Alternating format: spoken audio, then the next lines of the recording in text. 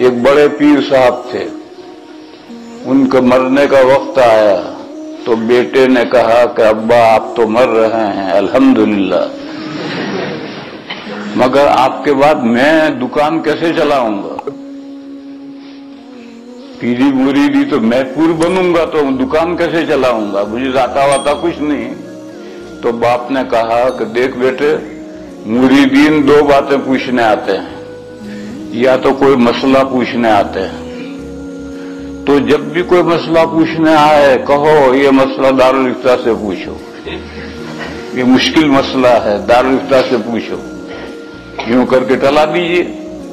दूसरा, लोग तारीख पूछने आते हैं कि पीर साहब आज कितनी तारीखें हैं, तो तू ऐसा कीजिए जब नया चांद नजर आए तो घर में एक कटोरा रख लीजिए, उसमें एक बैंगनी डाल दीजिए, दूसरे दिन दूसरी बैंगनी, तीसरे दिन तीसरी बैंगनी, जब कोई आए तो बैंगनियां गिन करके बता दीजिए कि आज इतनी तारीखें हैं। खैर बाप मर गया, बेटे ने कारोबार शुरू किया। एक औरत आई बच्चे को लेकर कि हजरत इसकी बिस्मिल्लाह करा दीजिए। तो हजरत कहते हैं ये मसला बहुत भारी मुश्किल है, दालिश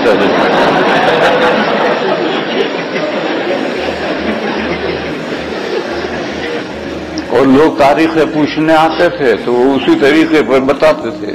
एक दिन घर में बकरी घुस गई और वही बैंगनी कर दी जहां कटोरा था। अब एक मुरीद आया कि आज कितनी तारीखें हैं, तो जनाब जाकर गिनते हैं 1 2 3 4 29 30, 30 से आगे गिनना नहीं जानते थे और बैंगनियां तभी बहुत सारी है।